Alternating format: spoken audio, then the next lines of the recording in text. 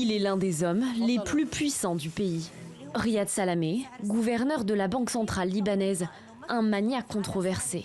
D'abord vénéré comme le sauveur du Liban, puis honni par tout un peuple depuis 2 ans. Et peut-être plus près de son point de chute qu'il ne l'a jamais été. Après la Suisse, la France et le parquet national financier ouvrent une enquête pour association de malfaiteurs et blanchiment en bande organisée. Des transferts d'importantes sommes qui auraient eu lieu pendant le soulèvement d'octobre 2019. Un mouvement de contestation contre la corruption au sein du pouvoir et face à la grave crise économique menaçant des millions de foyers. Les banques du pays avaient adopté des dispositions draconiennes. Impossible alors de retirer son argent pour les Libanais.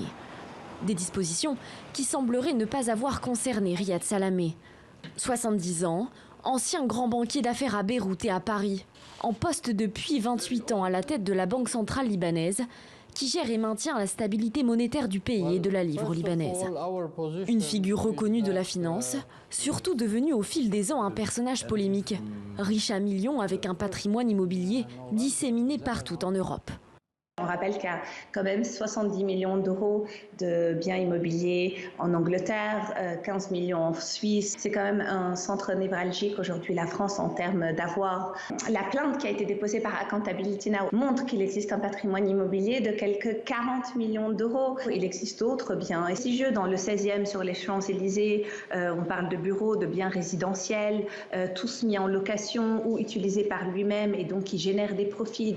L'enquête intervient alors que la Banque mondiale publie un rapport. Il indique que l'effondrement économique au Liban pourrait bien être l'un des 3 épisodes de crise les plus graves au monde, jamais enregistrés depuis 1850.